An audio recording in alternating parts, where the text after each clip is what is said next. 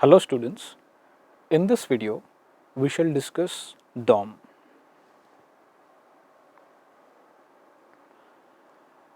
DOM, Document Object Model. This is a crucial subject when it comes to web development. Not only in JavaScript, DOM has its present in other web development programming languages like Java, Servlets, Spring, etc. DOM manipulation in JS. First, let's understand what DOM actually is. DOM is a programming interface between the web page and the programming language. By that, what we can say is the programming languages interact with the web page through DOM. The DOM stands for Document Object Model, like I said. So here DOM represents the document as nodes. So imagine a web page that contains an image, a text box and a submit button.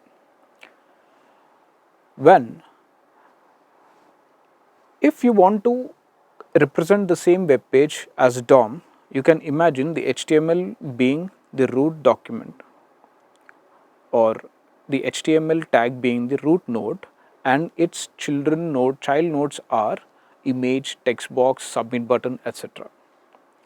So traditionally, when any change happens or any event that occurs on a web page, the whole DOM structure used to rearrange itself.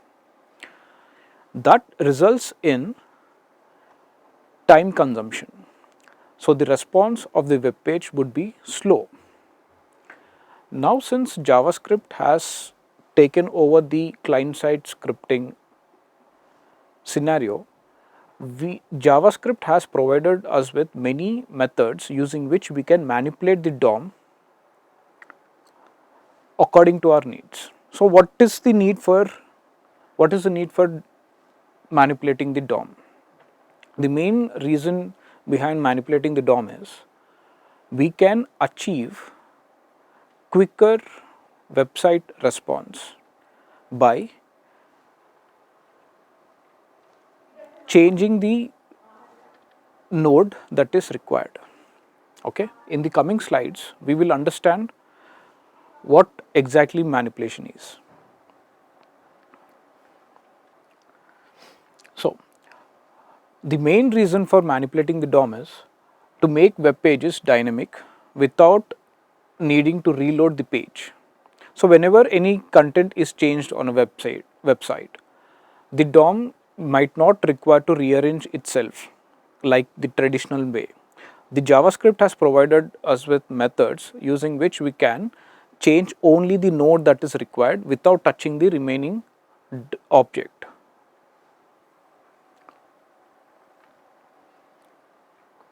So in order to access the element nodes using methods, we have been given with various methods.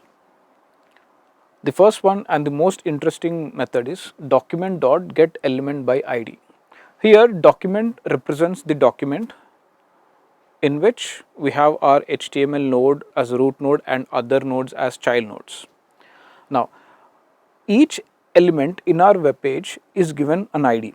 Okay, this ID will be given while developing the JavaScript code. So we can access these elements by their respective ID and these IDs are unique. So with this particular method, what happens is that particular element is accessed and any changes that could be done to that element can be done without disturbing the remaining part of the model. If you want to choose an element by tag, we have document.getElementByTagName and there are various other methods. Okay, we can access them by using the class name and by the selector. Okay, if you are dealing with the CSS code, then you may use selector, which is specifically designed for CSS selectors.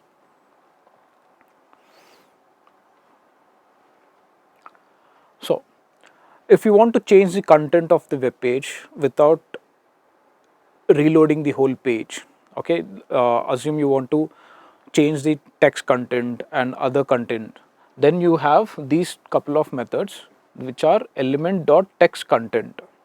Okay, it sets or return the text content of the specified node and its descendants. Then element.innerHTML, if you want to change the text within the HTML page, you may use this. Now, are there any methods using which we can create, add and remove elements? Yes, we have these following methods. So with this, what happens is the hierarchy, the node structure of the model will not be disturbed. Rather, we can keep adding the elements within the document. So we have document.createElement.appendChild, insert before. Okay, if you want to insert a node before an existing node, you may use this method. Parent node.removeChild and element.setAttribute. Okay, this one is interesting. It adds new attribute or changes the value of an existing attribute. So these are the various methods using which we can efficiently perform addition, creation and appending of elements within the node structure of the website. Let's look at an example. Here is an HTML file that talks about adding a list. So the objective of this particular example is to create a simple to-do list where users can add and remove tasks. Okay, so here is the HTML file and we have a respective JavaScript file as well in the next slide. So here, if you observe carefully, we have IDs. We have an ID for input type, we have an ID for the button and we have an ID for unordered list. Okay, then we are linking this HTML file to script.js.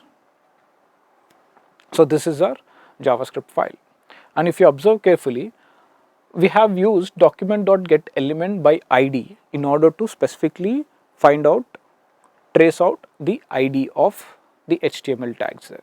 Okay. So here we have variables like task input, task list, new tasks. Now what are we trying to do here?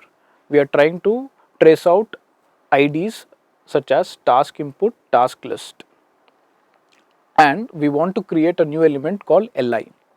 So the whole purpose of this is, when we click on a add task button, a new list item will be created and it will be appended to the hierarchy of document object model. Then at the same time, if you want to remove, without disturbing the whole hierarchy, we can remove that particular node. So we have two buttons here, add and remove, and also we can append child, okay, using remove button. So this is how a document object model could, you can imagine this to be the document object model.